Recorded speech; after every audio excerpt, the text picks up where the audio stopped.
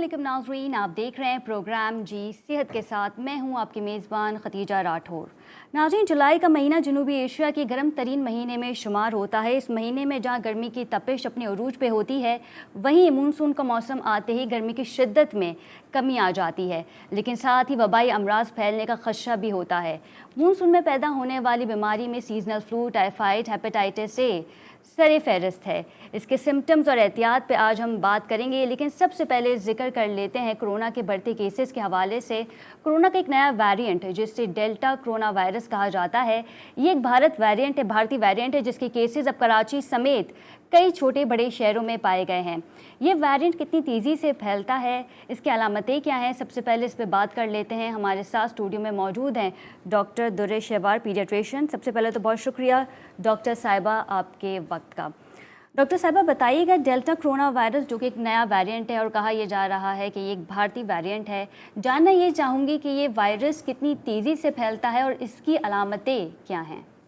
अस्सलाम वालेकुम खतीजा, बहुत शुक्रिया प्रोग्राम में मुझे बुलाने का। जैसे कि आपको मालूम है कि जो करोना वायरस है ये वुहान के शहर 2019 में स्टार्ट हुआ था, चाइना में जी। और वहाँ पे जो पहला वायरस स्ट्रेन हमने डिटेक्ट किया था वो टाइप 1 वायरस था जी। ये वायरस म्यूटेट होते होते बहुत सारे मुल्कों में, आपको पता है 2019 से स्टार्ट हुआ और अभी तक 2021 का जुलाई स्टार्ट हो चुका है और हर मुल्क में जो है इसने अपने असरात और अपनी जो तबाहियाँ हैं वो फैलाई हैं। बिल्कुल ऐसे ही है। अभी जो नया वेरिएंट हमारे पास आया है वो डेल्टा वेरिएंट है, जिसको एक्चुअली होता क्या है, कोरोना वायरस का जो वायरस है वो म्यूटेट होता है और ये बहुत तेज़ी से म्यूटेशन करता है, यानी अपने अंदर जो इसके प्रोटीन जीन्स हैं उनको चेंज करता है, जिसकी वजह से जो है वो वायरस की शिद्दत जो बीमारी पैदा करने की वो बहुत ज़्यादा हो जाती है।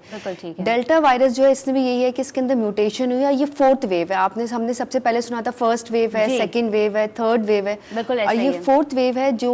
उसमें वेरिएंट जो हमारे पास वो डेल्टा कोरोना वायरस आ रहा है। और ये वेरिएंट जो पहले स्टार्ट हुआ, सबसे पहले जो डिटेक्ट हुआ वो भारत में हुआ, इंडिया के अंदर, और उसकी कॉज जो थी, जो उसकी वजह थी वो ये थी कि वहाँ पे इम्प्रॉपर वैक्सीनेशन, यानी प्रॉपर वैक्सीनेशन ना होने की वजह से, प्रॉपर एंटीबॉडीज ना बनने की वजह से जो है ये वायरस बना है। और ये वायरस आम वायरस जो पहले डेल्टा वायरस जो है, जो टाइप 1 वायरस है, उससे ज़्यादा शदीद और ख़तरनाक है, इस हिसाब से कि इसके सिम्टम्स जो हैं और जो इसकी लंग इंजरी वो ज़्यादा ख़तरनाक है। अच्छा, इसके सिम्टम्स जो हैं वो आम कोरोना वायरस के सिम्टम्स से मुख्तलिफ हैं डॉक्टर साहिबा? बिल्कुल, इसके सिम्टम मुख्तलिफ हैं। इससे पहले जब हमारे पास टाइप 1 आया था तो उसमें कहा था कि जैसे लोगों को बू सूंघने की सलाहियत ख़त्म हो जाती है, लॉस ऑफ टेस्ट होता है, फीवर होता है। इसमें जो है वो ज़्यादा सिम्टम्स फ्लू वाले आ रहे हैं, जो आम वायरल फ्लू होता है, जैसे रनी नोज़ है या ब्लॉक नोज़ होगी बड़ों को या बच्चों को, गला ख़राब होगा, सीवियर हेडेक होगा। इसके अंदर हेडेक बहुत शदीद मिलना और मसल एक बस जिस्म, जिसको मरीज आके हमसे कहते हैं कि जिस्म शदीद टूट रहा है, पेन होना, मसल्स में पेन होना, ये भी इसकी अलामत है। बिल्कुल, और इसमें डायरिया के सिम्टम्स हमारे पास ज़्यादा आ रहे हैं। पेशेंट चेस्ट फाइंडिंग के साथ आते हैं, सांस की दिक्कत होती है, लेकिन जो इस डेल्टा वेरिएंट में जो हमारे पास सिम्टम्स आ रहे हैं वो ज़्यादा डायरिया है, वॉमिटिंग है और उसके साथ जो है सीवियर बॉडी एक और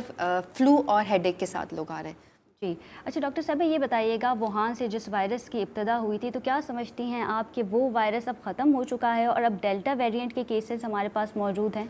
देखिए, ये तो अभी तक तशख़ीस करना बहुत मुश्किल है कि वो वायरस ख़त्म हो चुका है या नहीं। मसला ये है कि इस वायरस के साथ जो प्रॉब्लम या जो दिक्कत हम डॉक्टर्स को या लोगों को जो माइक्रोबायोलॉजिस्ट हैं वो ये है कि जब भी कोई भी वायरस आता है या डिटेक्ट होता है कोई भी बीमारी, तो मॉलिक्यूलर डिपार्टमेंट हमारे यहाँ हर मुल्क में होता है जो इसकी स्टडी शुरू कर देता है। मिसाल के तौर पर जैसे चाइना में सबसे पहले ये केस शुरू हुआ तो आपने देखा कि वहाँ पर रिसर्च शुरू हो गई कि इसकी टाइप ए है, फिर पता चला टाइप बी है और उसकी वैक्सीन बनती है। जब वायरस डिटेक्ट होता है, उसकी मॉर्फोलॉजी यानी उसकी साख देख के, उसका स्ट्रक्चर देख के, उसके हिसाब से फिर उसके अगेंस्ट जो है वो वैक्सीन्स और मेडिकेशन स्टार्ट की जाती हैं। तो जब पहला स्ट्रेन आया था तो उस वक्त तो लाज़िम है हम में से कोई भी प्रिपेयर नहीं था, डॉक्टर्स वगैरह, तो उस वक्त अमवात का शरह बहुत ज़्यादा हुआ था।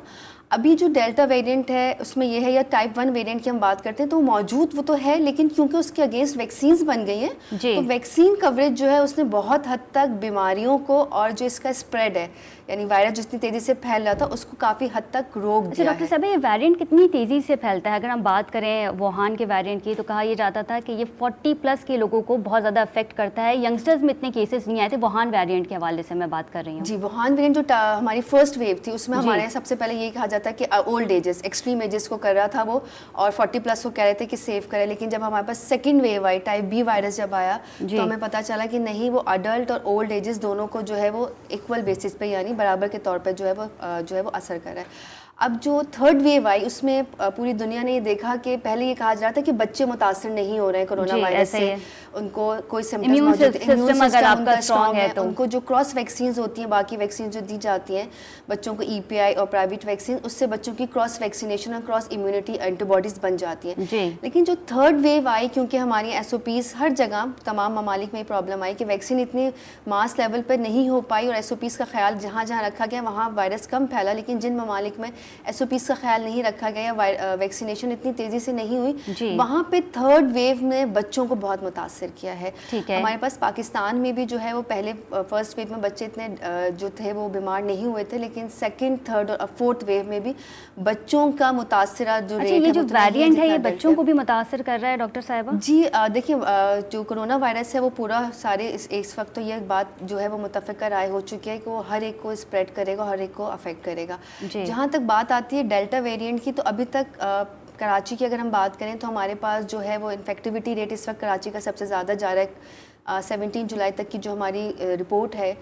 کووڈ انالیسس کی, اس میں یہ ہے کہ اوور آل جو پاکستان کا انفیکٹیوٹی ریٹ ہے وہ 5.6 پہ دوبارہ پہنچ چکا ہے, اور اس میں 20% جو ہے وہ سندھ کی شرح ہے, یعنی اس وقت سندھ میں سب سے زیادہ کیسز پائے جا رہے ہیں. اور اس شرح میں بھی جو ہے وہ آپ کے اگر ہم پرسنٹیج نکالیں تو 60% جو ہے وہ ڈیلٹا ویریئنٹ آ رہا ہے. اور یہ یوزلی سب سے پہلے جو ہمارے یہاں آئیڈینٹیفائی ہوا ہے وہ کراچی یونیورسٹی میں کچھ اسٹوڈنٹس ہیں جو افیکٹ ہوئے, ان کے اندر ہم نے یہ وائرس پایا گیا ہے. اور ابھی کچھ اور شہر ہیں جن میں جو ہمارے ایریاز ہیں, یعنی کہ نوجوان بھی اس وائرس سے متاثر ہو رہے ہیں, زیادہ تر جو ہے وہ متاثر ہو رہے ہیں. اور دیکھیں سب سے اہم بات وہ یہ ہے کہ ویکسین آ گئی ہے, ویکسینز لگ رہی ہیں, لیکن جو سب سے اہم پروگرام ہے, جو اہم بات ہے جو ہر پلیٹ فارم پہ ہر ڈاکٹرز اور پیرامیڈکس دے رہے ہیں وہ یہ ہے کہ آپ نے احتیاطی تدابیر جو ایس او پیز ہیں ان کا خیال بالکل ویسے ہی رکھنا ہے. ماسک پہننا ہے, 6 فٹ کا فاصلہ رکھنا ہے, ہاتھوں کو بار بار صاف کرنا ہے, سوشل ڈسٹینسنگ رکھنی ہے. ہماری ایک کانسیپٹ یہ آ گیا ہے لوگوں میں کہ اگر ویکسین لگا لی ہے تو جی اینٹی باڈیز پروڈیوس ہو گئی, یا جن لوگوں کو کرونا وائرس کا انفیکشن ہو چکا ہے ان کی اینٹی باڈیز بن گئی تو اب ان کو دوبارہ انفیکشن نہیں ہو سکتا. ایسا بالکل نہیں ہے. جن لوگوں کو دیکھیں اینٹی باڈیز جو ہے وہ بیسکلی جب ہم ویکسین کرتے ہیں تو اینٹیجن باڈی میں انٹروڈیوس کرتے ہیں وائرس کے نا, تو جب بھی کوئی بھی وائرس آ کے اٹیک کرے تو اس کے اگینسٹ اینٹی باڈیز بنے. اور کمپلیکیشنز, ہر بیماری کی کمپلیکیشن جیسے آپ نے شروع میں پتہ چلا تھا جب ٹائپ فرسٹ ویو آئی تھی کہ لنگس بہت متاثر ہو رہے ہیں, لوگ جو ہے وہ لنگ ڈیزیز کی وجہ سے زیادہ ایکسپائر ہوتے ہیں. ابھی بھی کمپلیکیشنز لنگ کی آ رہی ہیں, لیکن ویکسینز کی وجہ سے جو اینٹی باڈیز بن جاتی ہیں وہ آپ کو کمپلیکیشنز یعنی جو لنگ ڈیمیج ہے اس سے بچائیں گے, لیکن باقی ڈیزیز سے بچنے کے لیے آپ کو وہی احتیاطی تدابیر. اچھا ڈاکٹر صاحب یہ بتائیے گا, موجودہ ویکسین ووہان کے وائرس کو اسٹڈی کر کے بنائی گئی تھی, لیکن جس ویکسین کی اب ہم بات کر رہے ہیں, جس وائرس سے اب ہم گزر رہے ہیں, یہ ویکسین ہمارے وائرس کے لیے کتنی مثبت ثابت ہو سکتی ہے؟ دیکھیں ابھی تک ایسا جو ہمارے پاس اسپیسیفک اسٹڈیز تو نہیں ہے, لیکن اوور آل یہی ہمارے پاس ابھی ڈیٹا آ رہا ہے کہ جتنے بھی ویکسینز ہیں سب کی اسپیسیفسٹی اور جو ہے جس کو کہتے ہیں کہ اینٹی باڈیز بنانے کی جو صلاحیت ہے وہ اتنی ہے کہ کمپلیکیشن سے بچا لے گی. ڈیلٹا وائرس کی جو ویریئنٹ ہے اس میں بہت سی ویکسین ہیں جو کہتے ہیں کہ 98% اسٹڈیز مکمل نہیں ہوئی. جی دیکھیں وہ ایکچولی اس وائرس کے ساتھ پرابلم یہ ہے کہ جیسے ہم انفلوئنزا وائرس جو فلو وائرس تھا وہ اگر 15 دن میں میوٹیٹ ہوتا ہے یا 20 دن میں میوٹیٹ ہوتا ہے, یہ اس کے ہاف ٹائم میں ایک دم سے میوٹیٹ ہوتا ہے, یعنی اتنی جلدی اپنا اسٹرکچر چینج کر رہا ہے. اب تک کرونا وائرس کی تقریباً 12,700 اسٹرینس بن چکی ہیں. WHO کی جو ریڈنگس ہیں وہی بتا رہی ہیں کہ یہ اسٹرینس بن چکے. لازم بات ہے ہر اسٹرین کے اگینسٹ ویکسین بننے میں تھوڑا ٹائم لگتا ہے, لیکن اب تک جتنی بھی ویکسینز بنی ہیں, کیونکہ دیکھیں جو ویکسینز ہیں وہ ایکچولی جو اس کا مین اسٹرکچر ہے RNA اور DNA جو باڈی ہے اس کے اگینسٹ تو کام کر ہی رہی ہے نا. تو اگر 90% نہیں تو 70%, 80%, 60% تو کوریج اس کو اگینسٹ دا کمپلیکیشن ویکسینز دے رہی ہیں, تو ویکسینز تو لگانا کمپلسری ہے. بالکل ایسے ہی. ڈاکٹر صاحب یہ بتائیے گا کہ اس کے جو سمٹمز ہے جیسے کہ ہم نے بتایا ڈائریا کی شکایت ہمیں موصول ہو سکتی ہے, ہیڈ ایک, شدید ہیڈ ایک ہمیں ہو سکتی ہے, تو اس کے سمٹمس کیا جلدی اپیئر ہو جاتے ہیں؟ کیونکہ جہاں ہم بات کرتے ہیں ووہان وائرس کی تو ہمیں یہ بتایا گیا تھا اور ہم نے خود بھی اس کے اوپر کئی پروگرام کیے گئے ہیں کہ 4 سے 5 دن تک تو ہمیں پتہ ہی نہیں لگتا کہ یہ وائرس ہمارے اندر موجود ہے، پھر اس کے سمٹمز اپیئر ہوتے ہیں. لیکن ڈیلٹا وائرس کی اگر ہم بات کریں تو یہاں پہ کیا سمٹمز جلدی اپیئر ہو جاتے ہیں؟ اس میں سمٹمز اپیئر جیسے باڈی ایک اور ہیڈ ایک جو ہے یہ دونوں بہت جلدی اپیئر ہو جاتے ہیں. 2 to 3 ڈیز میں سمٹمز اپیئر ہونا شروع ہو جاتے ہیں ایکسپوجر کے فوراً بعد. کیونکہ اس کی جو ہے کانٹیجیس افیکٹ جو ہے یعنی وائرس جو جتنے جسم میں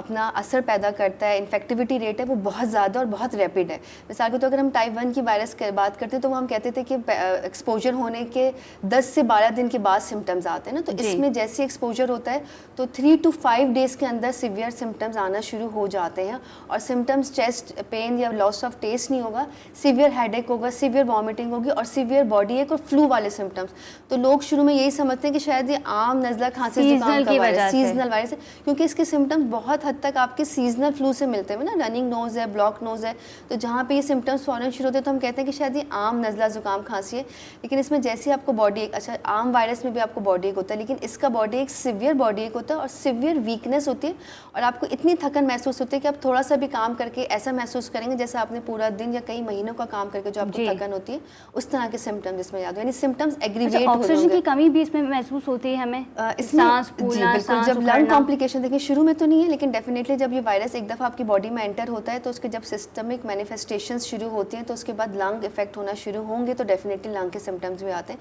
لیکن لنگ کے سمٹمز اس میں اتنے فوراً نہیں آتے، لیکن باقی جو سسٹمک مینیفیسٹیشن ہے وہ اس میں زیادہ اور پھر جیسے ہی سمٹمز بڑھتے ہیں اس کے بعد فوراً سے لنگ کی کمپلیکیشن یا لنگ کے سمٹمز آنا شروع ہو جاتے ہیں. جی ڈاکٹر صاحب یہ بتائے گا جس ویرینٹ کے بارے میں ہم بات کر رہے ہیں اگر اس پہ قابو نہیں پایا گیا تو کیا بھارت جیسی صورتحال ہو سکتی ہے ہماری؟ دیکھیں ابھی تک جو بھارت کا ویریئنٹ ہے وہ انڈیا کے علاوہ آپ کو معلوم ہوگا کہ یو کے میں بھی یہ ویریئنٹ جو ہے وہ ڈیٹیکٹ ہوا ہے. سب سے پہلے یہ جو ہے دسمبر میں جو ہے وہ انڈیا میں ڈیٹیکٹ ہوا تھا اور ابھی مارچ کے اندر جو یو کے میں اسکریننگ چیک کی گئی تو اس کے اندر یہ وائرس ڈیٹیکٹ ہوا اور یو کے اندر بھی اس نے کافی حد تک متاثر کیا ہے. ڈیفینیٹلی دیکھیں وائرس کو اگر آپ نے کنٹرول نہیں کیا اور ایس او پیز فالو نہیں کی اور ویکسینیشن نہیں لگائیں تو ڈیفینیٹلی اسپریڈ تو وہی ہوگا. پاکستان پر ایک بہت بڑا اللہ کا کرم ہے کہ ہماری 4th ویو بھی آ گئی ہے، لیکن جو شرح اموات جو ہیں یا جس طرح کا کہتے ہیں کہ انفیکٹیوٹی ریٹ ہمارے یہاں ہوتا ہے اس حساب سے اللہ کا شکر ہے کہ کمپلیکیشنز نہیں ہے. لیکن پھر بار بار ہم یہی کہیں گے کہ اپنی احتیاط جو ہے وہ آپ نے ضرور سے کرنی ہے، ویکسینیشن ضرور سے لگوانا ہے. کچھ لوگ یہ کہہ رہے ہیں کہ 2 ویکسینز لگا لیں، کراس ویکسین. جی بالکل ایسے ہی ہے، ایک ویکسین ایک کمپنی کی لگا لیں اور ایک ویکسین ایک کمپنی کی. یہ بالکل مت کیجیے گا، اس لیے کیونکہ جب آپ کوئی بھی ویکسین لگاتے ہیں تو اس کا کام ہوتا ہے اینٹی باڈیز پروڈیوس کرنا نا. تو جب وہ اینٹی باڈیز پروڈیوس کرے گی تو ایک ویکسین اپنی اینٹی باڈیز پروڈیوس کرنے میں 3 ویکس سے لے کے 6 ویکس کا ٹائم لیتا ہے. اور جو سیکنڈ ڈوز لگاتے ہیں وہ اس اینٹی باڈیز کو بوسٹ دیتے ہیں، یعنی اس کی جو ریٹ ہے، یعنی مثال کے طور پہ اگر فرسٹ ڈوز سے آپ کی 10% اینٹی باڈیز بنی تو سیکنڈ ڈوز لگنے کے بعد وہ اینٹی باڈیز ملٹی پلائی ہو جائیں گی، ریپڈ ہو جائیں گی اور اینٹی باڈیز کی فارمیشن زیادہ اچھی اور زیادہ اسٹرانگ ہوگی. لیکن جب آپ ویکسینز کی بات کرتے ہوں گے تو اب تو عام لوگوں کو بھی یہ بات پتہ ہے کہ ہر ویکسین کی فارمولیشن یعنی وہ بنانے کا جو طریقہ ہے الگ الگ ہے. کچھ RNA وائرس سے بن رہی ہے، کچھ DNA وائرس سے بن رہی ہے، کچھ ڈیڈ وائرس سے بنی ہے. تو ہر ویکسین کا اثر اور اینٹی باڈیز بنانے کا طریقہ کار الگ ہے. کیا یہ نقصان دہ بھی ثابت ہو سکتا ہے کہ ہم کسی اور ویکسین لگائیں پھر بعد میں دوسرا ڈوز جو ہے وہ ہم کسی اور ویکسین کا لگائیں؟ دیکھیے امیونٹی اچھی پیدا نہیں ہوگی. سب سے بڑا نقصان تو یہ کہ آپ کی قوت مدافعت جس وائرس سے لڑنے کے لیے آپ جدوجہد کر رہے ہیں اور ویکسین لگا رہے ہیں وہ آپ کی اینٹی باڈیز ہی پراپر نہیں بنے گی. یعنی اگر آپ کو اس وائرس سے لڑنے کے لیے 50% اینٹی باڈیز چاہیے تو آپ کی اینٹی باڈیز ہی نہیں بنی. تو سب سے پہلا نقصان تو یہ کہ آپ کی باڈی میں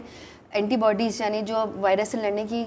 صلاحیت ہے وہ بہت کم بنے گی. دوسرے ڈیفینیٹلی آپ ایک ویکسین لگا رہے ہیں، دوسرے تو کراس ریئیکشن ہو سکتا ہے. تو ہم پریفر یہی کرتے ہیں کہ آپ ایک ہی ویکسین کی 2 شاٹس لگائیں. کچھ ویکسین ایسی ہیں جو سنگل ڈوز ویکسینز بھی آتی ہیں،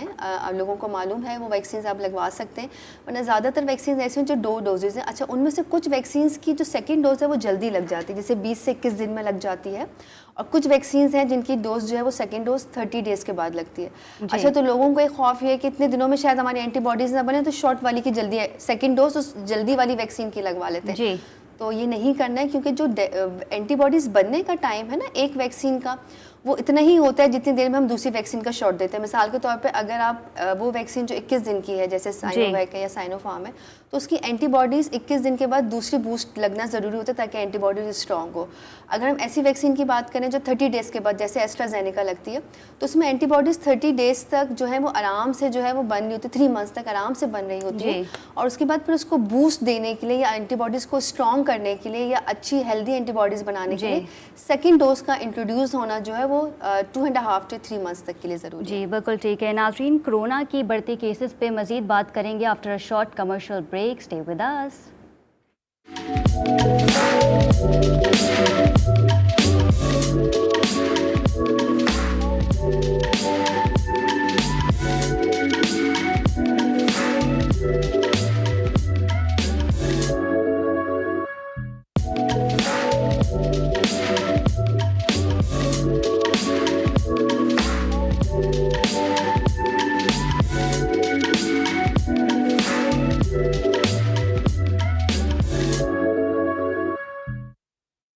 جی ناظرین, welcome back from the break. اور اب بات کر لیتے ہیں مونسون کے حوالے سے جس کا ذکر ہم نے پروگرام کے آغاز میں کیا تھا. ڈاکٹر صاحبہ ہمارے ساتھ اسٹوڈیو میں موجود ہیں. ڈاکٹر صاحبہ بتائے گا, مونسون میں پیدا ہونے والی بیماریوں سے بچے بہت زیادہ متاثر ہوتے ہیں, تو وہ کون سی بیماریاں ہوتی ہیں جو بچوں کو ہوتی ہیں اور احتیاط کیسے برتی جائے, احتیاط کیسے کی جائے, بتائیے گا. دیکھیے مونسون میں سب سے پہلے جو ہے جب برسات ہوتی ہے تو اس کے ساتھ ہمارے یہاں جو ہے وہ فوراً سے روڈوں پہ شہروں میں جو ہے وہ پانی جمع ہونا شروع ہو جاتا ہے. تو جہاں پانی رکتا ہے وہاں پہ ہمارے یہاں جو ہے وہ مچھروں کی جو ہے وہ افزائش بڑھ جاتی ہے, تو اس سے ہمارے پاس ملیریا اور ڈینگی کے کیسز بہت زیادہ بڑھ جاتے ہیں. جی. پھر انفارچونیٹلی ہمارے جو سینیٹیشن کا سسٹم ہے وہ کچھ اتنا اچھا نہیں کہ کہیں نہ کہیں ہمارے جو پانی کا سسٹم سیوریج کا نظام بہتر نہیں ہے, وہاں سیوریج کی لائن کہیں نہ کہیں ملتی ہے اور وہ پھر کنٹامینیٹڈ واٹر جو ہے وہ ہمارے گھروں میں آ رہا ہوتا ہے. تو اس کنٹامینیٹڈ واٹر کی وجہ سے جو ہے وہ بچوں کے اندر ایک تو ہیزا یعنی ڈائریا جس کو ہم کہتے ہیں, اسہال کی بیماری وہ بہت زیادہ ہوتی ہے, بڑوں میں بھی ہوتی ہے ڈیفینیٹلی. اور اس کے علاوہ پھر جب یہ بارش کا موسم آتا ہے تو لوگ بڑے باہر گھومنا پھرنا شروع کر دیتے ہیں, باہر کی چیزیں کھانا شروع کر دیتے ہیں جہاں پہ اچھی برانڈس کی تو نہیں, لیکن کچھ جگہوں پہ ایسے ہوتے ہیں لوگ جو ہے وہ ہائیجینک چیزیں نہیں بنی ہوئی ہوتی ہیں, تو وہاں پہ جا کے لوگ چیزیں کھاتے ہیں, تو اس سے جو ہے وہ ٹائیفائڈ اور ہیپیٹائٹس جس کو ہم جانڈس کہتے ہیں وہ بہت زیادہ کامن پھیل رہا ہوتا ہے بچوں میں اور بڑوں میں بھی, لیکن بچوں میں اس کی جو ہے وہ شرح زیادہ ہوتی ہے. اور پھر یہ جو ساری بیماریاں ہیں ان سب کے ساتھ سارا مسئلہ یہ ہوتا ہے کہ جب بارش کا پانی جو ہے وہ ہم لوگ اپنے گھروں میں بھی یوز کرتے ہیں, تو وہی واٹر پھر ہمارے گھروں میں آتا ہے, تو وہ کنٹامینیٹڈ واٹر پینے کی وجہ سے پیٹ خراب اور ڈائریا کی جو ہے بیماری وہ بہت زیادہ پائی جاتی ہے. بالکل ٹھیک ہے. ڈاکٹر صاحب جیسے کہ آپ نے بتایا کہ ٹائیفائڈ بھی ہو سکتا ہے اور جسے ہم جانڈس کہتے ہیں یعنی کہ ہیپیٹائٹس اے بھی ہو سکتا ہے, تو بتائیے گا کہ جانڈس کے سمٹمس کیا ہوتے ہیں اور کیا یہ جو ویکسین ہم لگا رہے ہیں کورونا کی, کیا یہ اس پہ اثر انداز ہو سکتی ہے, اس کے لیے مثبت ثابت ہو سکتی ہے؟ دیکھیے سب سے پہلے تو اگر ہم بات کریں کہ اگر ہیپیٹائٹس اے وائرل ہیپیٹائٹس ہوتا ہے, یہ بیسکلی اس کو ہم ہیپیٹائٹس بی اور ہیپیٹائٹس سی سے الگ ہوتا ہے, وہ آپ کا انفیکٹیو فیز ہوتی ہے, اس میں لیور ڈیمیج زیادہ ہوتا ہے. اس میں آپ کا جو ہے وہ جو اس کا انفیکٹیوٹی پیریڈ ہے یعنی جو اس کا پورا ڈیوریشن ہے وہ 14 ڈیز کے اندر جو ہے بچے کو سب سے پہلا سمٹم جو آئے گا وہ بچہ سیویئر ایبڈومینل پین یعنی پیٹ میں درد, متلی اور الٹی کے ساتھ آ رہا ہوتا ہے بچہ. تو یوزلی ہم اس کو پہلے یوزلی لوگ جو گھر والے وہ سمجھتے ہیں کہ شاید عام ہیضہ ہوا ہے, عام اسہال کی بیماری ہے, تو اس کو ڈائریا کے طور پہ جو ہے وہ ٹریٹ کرتے ہیں یا اس کا علاج کرتے ہیں. پھر 2 سے 3 دن کے بعد جو ہے بچے کا جب لیور کے اندر ٹینڈرنس یعنی جگر کے اندر سوزش بڑھتی ہے, تو پھر بچے کے پیٹ میں درد, پیٹ سخت ہونا اور اس کے ساتھ پیلیا کا ظاہر ہونا, جانڈس کا ظاہر ہونا, جو آنکھوں میں سب سے پہلے ظاہر ہوتا ہے. آپ کا یورین جو ہے اس کا کلر تھوڑا ڈارک کلر کا ہو جاتا ہے, اسٹول کا کلر چینج ہو جاتا ہے کچھ بچوں میں اور بڑوں میں, جب کیونکہ وہ obstetric جانڈس ہوتا ہے یعنی جو لیور کی جھلی ہے اس کے اندر سوزش ہوتی ہے, تو اس کی وجہ سے جو ہے وہ جسم کے اندر خارش اور کھجلی کے ساتھ بچے ہمارے پاس آ رہے ہوتے ہیں. اچھا, جہاں تک بات ہے ان سمٹمس کو ہم اس حساب سے ٹریٹ کرتے ہیں, کچھ ٹیسٹ کراتے ہیں بچوں کے یا بڑوں کے جو بھی ہوتے ہیں اس حساب سے ٹریٹ کرتے ہیں. جہاں تک بات ہے ویکسین کی, کرونا ویکسین جو ہے وہ اس سے ریلیٹڈ تو نہیں ہوتی, ڈیفینیٹلی وہ اینٹی باڈیز اپنی وائرل کے لیے بناتے ہیں, لیکن ہیپیٹائٹس اے کی ویکسینز اویلیبل ہیں, موجود ہیں. اور اگر آپ ہیپیٹائٹس اے کی ویکسین بچوں کو ارلی لگوا لیں گے, جیسے ہمارے یہاں ای پی آئی ویکسینز ہوتی ہیں, اس میں بہت ساری ویکسین, جیسے ابھی ہم نے بات کی ٹائیفائڈ ویکسین جو ہے وہ موجود ہے, وہ تو آپ کی گورنمنٹ کور کر لیتی ہے. اسی طرح سے سال کی ایک ویکسین ہوتی ہے روٹا وائرس کی ویکسین, جو شروع میں بچوں کو لگتی ہے 6 ویکس اور 10 ویکس کے اوپر, تو وہ اس حال سے بچا لیتی ہے, یعنی سیویئر ڈائریا جو ہوتا ہے اس سے بچا لیتی ہے. لیکن ہیپاٹائٹس اے کی ویکسین جو ہے وہ گورنمنٹ بھی کور نہیں ہوتی, پرائیویٹ ویکسین ہے, لیکن اتنی مہنگی ویکسین ہے, آپ چاہیں تو وہ ویکسین لگوا سکتے ہیں, اور اس کا کوریج 90% ہے. تو وہ جو ہے وہ بچے کو لیور ڈیمیج سے اور جو ہے وہ ہیپاٹائٹس ہونے سے بچا ڈاکٹر صاحب ٹائیفائڈ کا ریشیو بھی اس موسم میں بڑھ جاتا ہے؟ جی بہت زیادہ بڑھ جاتا ہے. ٹائیفائڈ کا مسئلہ بھی وہی ہے کہ ٹائیفائڈ جو ہے وہ پانی, گندے پانی سے, آئس کریم میں سب سے زیادہ جو ہے ایکسٹریم ٹیمپریچر میں یہ وائرس جو ہے وہ پایا جاتا ہے. تو ٹائیفائڈ جو ہے جس کو ہم سالمونیلا ٹائفی کہتے ہیں, گرام نیگیٹو راڈس ہیں یہ, اور یہ اس وقت کراچی میں اور پاکستان میں سب سے زیادہ پرابلم یہ ہے کہ ہمارے پاس ریزسٹنٹ ٹائیفائڈ آتا ہے. ایک تو یہ ہوتا ہے کہ آپ کا عام ٹائیفائڈ ہے جیسے یعنی وہ بلڈ میں آیا تو سمپل اینٹی بایوٹک جب ہم دیتے ہیں تو اس سے وہ ٹریٹ ہو جاتا ہے اور ڈیوریشن آف النس کم ہوتی ہے, یعنی 7 سے 10 دن کے اندر ٹریٹ ہو جاتا ہے. لیکن پاکستان میں جو ہے وہ ہمارے پاس اینٹی بایوٹک کا بہت زیادہ استعمال کرنے کی وجہ سے لوگ خود بخود ہی گھر میں استعمال کر لیتے ہیں. ذرا سا سمٹم ہوتا ہے, موشن ہوتا ہے, لوگ گھر میں خود ہی جو ہے وہ فلیجل استعمال کر لیتے ہیں, یہ سوچتے ہوئے کہ شاید یہ موشن کی دوا ہے, جبکہ وہ ایک اینٹی بایوٹک ہے. تو اسی طرح سے جب سمٹمز ہوتے ہیں تو لوگ بہت سے اینٹی بایوٹک خود ہی گھر پہ بچوں کو بھی یوز کرا دیتے ہیں, خود بھی یوز کر لیتے ہیں. تو اس کی وجہ سے وہی بات جو ہم نے کرونا وائرس کے لیے کی, میوٹیشن ہو جاتی ہے. وائرس بہت چلاک ہوتے ہیں, بیکٹیریا بہت چلاک ہوتے ہیں, اپنے آپ کو میوٹیٹ کر لیتے ہیں تاکہ اینٹی ٹائیفائڈ کو ہم ایک عام سے فیور سمجھتے ہیں جس کی وجہ سے ہم اس کی گھر میں ہی اس کی ٹریٹمنٹ جو ہے کر لیتے ہیں. بالکل, اور اس کا ریزسٹنس کیسز بھی اسی لیے آ رہے ہیں کہ وہ ٹریٹمنٹ گھر پہ ہوتی ہے. جب بالکل رسپانس نہیں آتا, فیور جو ہے وہ 103 104 پہ پہنچ رہا ہوتا ہے, بچے کا جسم بہت زیادہ ویکنیس ہو جاتی ہے, تب پیشنٹ ہمارے پاس آتا ہے. جب ہم بلڈ ٹیسٹ کراتے ہیں ڈائگنوز کیسے کیا جائے, کیونکہ جو افراد ہمیں دیکھ رہے ہیں اگر ان کے گھر میں بھی کچھ ایسے اثرات موجود ہیں ٹائیفائڈ کے لے کے, تو وہ ڈاکٹر کے پاس ہم نے, اگر ہمارے پاس پیشنٹ آتا ہے تو ہم اس کا CBC کراتے ہیں, اس کے ساتھ blood culture gold standard test ہے جو ہمیں یہ بتا دیتا ہے کہ آرگینزم کون سا ہے اور کس کے اینٹی بایوٹک کے ساتھ اس کی حساسیت سینسٹیوٹی پائی جاتی ہے, تو ہم اس سے ریلیٹڈ اینٹی بایوٹک دیتے ہیں. جو ریزسٹنٹ ٹائیفائڈ ہے اس میں یہی ہے کہ جو عام فرسٹ لائن اینٹی بایوٹک ہیں وہ جو ہے اس پر اثر نہیں کرتی, تو ہمیں سیکنڈ لائن یا تھرڈ لائن اینٹی بایوٹک پہ اورل, بعض اوقات کچھ بچے تو ایسے ہوتے ہیں کہ ان کو اورل پہ رسپانس نہیں آتا, تو پھر ہمیں انجیکٹیبل یعنی کینولا کے ذریعے اینٹی بایوٹک دینی پڑتی ہے. اور پھر یہ ٹائیفائڈ کی جو ٹریٹمنٹ ہے وہ 14 سے 21 دن تک بھی جاتی ہے ریزسٹنٹ کیسز میں. فیور تو ٹوٹ جاتا ہے لیکن ویکنیس اور جو باقی سمٹمز ہیں وہ صحیح ہونے میں 14 سے 21 دن لیتے ہیں. اور یہ اس موسم میں زیادہ پائے جاتے ہیں؟ اس موسم میں زیادہ پائے جاتے ہیں کہ لالی بات ہے, بارش کا پانی ہے جو ہے وہ بچے جو ہے باہر کھیل کود بہت زیادہ کرتے ہیں, بارش میں گھومتے پھرتے زیادہ ہیں, آئس کریم کا استعمال بھی گرمی میں زیادہ ہو رہا ہوتا ہے. تو اس بیکٹیریا کا جو ہے, اس جو آرگینزم ہے, اس کی جو گروتھ ہے وہ انہیں ٹیمپریچر میں زیادہ ہوتی ہے, اور پھر جو ہے بچے سمٹمس کے ساتھ آتے ہیں تو پھر ہمیں ڈیفینیٹلی اس کو ٹریٹ کرنا پڑتا ہے. ڈاکٹر صاحب ایک بہت امپورٹنٹ کویشچن ہے, وہ یہ کہ جب ہم ٹائیفائڈ کی بات کرتے ہیں تو ہمارے مائنڈ میں سب سے پہلے جو سمٹمز آتا ہے وہ فیور ہوتا ہے. جب ہم ڈینگی کی بات کرتے ہیں تو سب سے پہلے جو سمٹمز ہوتے ہیں وہ بھی فیور ہوتا ہے, اور جہاں ہم کرونا وائرس کی بات کرتے ہیں تو اس کا بھی جو سمٹمز بتایا جاتا ہے اور جو ہم نے دیکھا ہے وہ فیور ہی ہے. تو ہم ان سب کو ڈفرینشیٹ کیسے کریں گے؟ جی آپ نے جیسے خود ہی کہا سمٹمس, فیور ایک سمٹم ہے. دیکھیں سمٹم یہ ہوتا ہے کہ وہ کسی چیز کی آپ کو نشاندہی کر رہا ہے کہ ہو سکتا ہے باڈی کے اندر کوئی انفیکشن موجود ہو. اب وہ انفیکشن وائرل ہے, بیکٹیریل ہے, پروٹوزول ہے, کرونا ہے, یہ آپ کو کچھ سمٹمز ہوتے ہیں. جیسے مثال کے طور پہ ڈینگی ہے, تو ڈینگی میں آپ کو باڈی میں بھی ایک ہوتا ہے لیکن اس کے ساتھ اس میں فرنٹل پین یعنی آنکھوں کی طرف جو ہے وہ بہت زیادہ پین ہوتا ہے, فرنٹل ہیڈ ایک بہت زیادہ ہو رہا ہوتا ہے. اسی طرح سے اگر ہم ٹائیفائڈ کی بات کریں گے تو اس میں بچے کا لاس آف ٹیسٹ اور لاس آف ہیپیٹائٹ ہو جاتا ہے, بچہ کھانا پینا چھوڑ دیتا ہے. ان سب کو ڈفرینشیٹ کرنے کے لیے سب سے پہلے تو ڈاکٹر کے پاس آپ نے جانا ضروری ہے. خود سے کسی بھی چیز کی تشخیص اور علاج پلیز گھر پہ مت کیجیے, کیونکہ لازم بات ہے ہر چیز, جیسے آپ نے کہا کہ سمٹمز ایک جیسے ہوتے ہیں لیکن ڈاکٹر اپنے تجربے کی وجہ سے اور اپنے پیشنٹ دیکھنے کی وجہ سے ان کا ایکسپیرینس اتنا ہوتا ہے کہ وہ ڈفرینشیٹ کر لیتے ہیں کہ یہ پیشنٹ اس چیز کا ہے. اور پھر کچھ مخصوص ٹیسٹ ہوتے ہیں, جیسے ہم بیس لائن CBC کرا لیتے ہیں تو اسی میں سب کچھ پتہ چل جاتا ہے. ڈینگی کا اسپیسیفک ٹیسٹ ہوتا ہے, ڈینگی NS1 ہوتا ہے. ٹائیفائڈ کا ٹیسٹ ہے, بلڈ کلچر ہے. کرونا کا جیسے ہمارے پاس نیزل سواب ہے, اس ٹیسٹ کے ذریعے جو ہے ہماری جو بیماری ہے, جو مرض ہے, وہ ہمیں پتہ چل جاتا ہے. بالکل ٹھیک ہے ناظرین, عید قربہ کے حوالے سے بھی بات کریں گے after short commercial break. Stay with اس.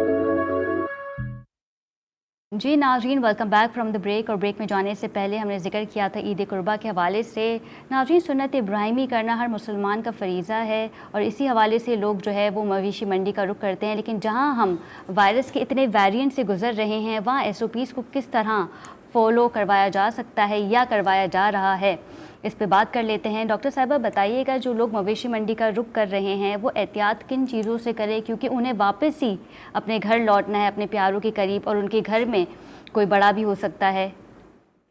دیکھیں سب سے پہلے تو وہی بات ہے کہ جو آپ نے SOPs کووڈ کی فالو کرنی ہے وہ تو یہ ہے کہ آپ نے ماسک پہننا ہے. اب مویشی منڈی جائیں تو ایک ہمارے یہاں جو ایک شوق ہوتا ہے کہ پوری پوری فیملیز جاتی ہیں گاڑی بھر بھر کے, یا صرف مویشی منڈی جا کے جو ہے وہ گائے اور بکرے کو دیکھنے کے لیے جا رہے ہوتے ہیں کہ ہم دیکھ رہے ہیں, یا کہیں آ رہے ہیں تو اس کو دیکھنے کے لیے سب لوگ جمع ہو جاتے ہیں. جی تو آپ نے یہ اجتماع نہیں کرنا ہے. سب سے پہلی بات تو اگر آپ لینے جا رہے ہیں جانور تو آپ ایک گھر کا ایک ہی بندہ جائے, ماسک پہنے. دوسرے مویشی منڈی میں جانے سے آپ 2 وائرس لے کر آئیں گے. ایک بات یاد رکھیے گا, ایک تو کووڈ وائرس جو آپ کا وائرل اس وقت پھیلا ہوا ہے, دوسرے مویشیوں کے اندر اپنا آپ لوگوں کو ہمیشہ سے پتہ ہے کہ کانگو وائرس پایا جاتا ہے جو ان کے بالوں کے اندر ہوتا ہے, تو وہ وائرس بھی آپ گھر میں لائیں گے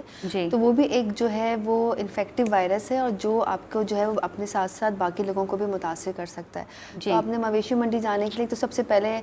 ہونا یہ چاہیے کہ مویشی منڈی ایک لمیٹڈ لیول پر ہونی چاہیے. ہمارے شہر میں اگر آپ لکھ لیں تو ہر جگہ ہر چوک پہ ہر روڈ پر جو ہے وہ مویشی لے کے کوئی نہ کوئی کھڑا ہوا ہے, 3-4 کا جو ہے کوئی چیک اینڈ بیلنس بھی نہیں ہے, کوئی چیک اینڈ بیلنس نہیں ہے, کوئی وہاں پہ SOPs فالو اگر دیکھا جائے تو نہیں کی جا رہی. کوئی ماسک نہیں پہنا ہوا, جو لینے جا رہے ہیں وہ بھی, جو بیچ رہے ہیں وہ بھی, جو لوگ وہاں کھڑے ہوئے ہیں وہ سب لوگ بھی. مطلب شوق ہے, ٹھیک ہے, منع نہیں ہے ڈیفینیٹلی, لیکن احتیاط جو ہے نا وہ علاج سے بہت بہتر ہے. تو آپ اگر احتیاط کر لیں گے تو آپ 2 وائرسز سے اپنے آپ کو بچا لیں گے. پھر وہی آپ کی والی بات کہ آپ اپنے ساتھ گھر میں کتنے لوگوں کو متاثر کر رہے ہیں. جہاں ہم کرونا وائرس کی بات کرتے ہیں ہمارے پاس بچے جتنے بھی انفیکٹیو ہیں وہ اڈلٹ سے ہی ہوئے ہیں, گھر میں کوئی بڑا ہی لا رہا ہوتا ہے بچہ. دیکھیں وائرس یا کوئی بھی بیماری آپ لے کر آتے ہیں, وہ خود نہیں آتا, باہر جا رہا ہے, آپ باہر جانا اگر SOPs کا خیال نہیں, احتیاط نہیں کی, ماسک نہیں پہنا, لوگوں سے آپ نے ڈسٹینسنگ نہیں رکھی, ہاتھ واش نہیں کیا, کسی سے ہاتھ ملانے کے بعد ہاتھ سینیٹائز نہیں کیے, جانور چھونے کے بعد آپ نے اپنے ہاتھ کو یا باڈی کو کلین نہیں کیا, تو وائرس آپ کے پاس ہے اور وہ وائرس آپ کی اسپریڈ ہوتا ہوا ہوا میں آپ کے ساتھ گھر میں کہیں پہ بھی آ سکتا ہے اور پھر وہ اپنے سمٹم پروڈیوس کرے گا. ہو سکتا ہے آپ کی امیونٹی اتنی اسٹرانگ ہو کہ وہ آپ کی باڈی میں ریئیکٹ نہ کرے, لیکن آپ کے ساتھ جو رہنے والے لوگ ہیں ان سب کو, بڑے ہیں بزرگ ہیں, انہیں افیکٹ کر سکتا ہے, بچوں کو افیکٹ کر سکتا ہے, اور ہر ایک کی امیونٹی بہت ڈفرینٹ ہوتی ہے اور ہر ایک کا اپنی باڈی کا ریئیکشن اگینسٹ دا وائرس بہت ڈفرینٹ ہوتا ہے. تو آپ نے خیال وہی کرنا ہے. عید الاضحیٰ پہ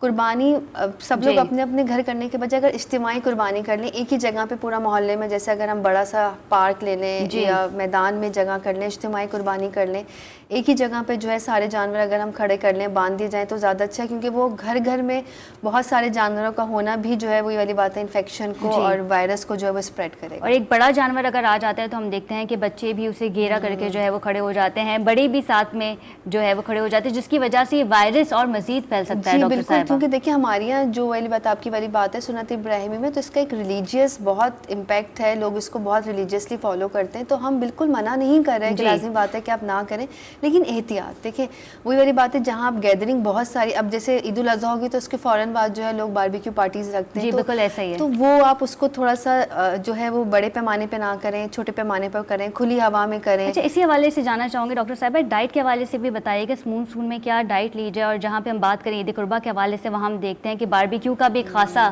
اہتمام کیا جاتا ہے, تو ڈائٹ کے حوالے سے بھی ذرا بتائیے گا. بالکل, دیکھیں تو سب سے پہلی بات جو آپ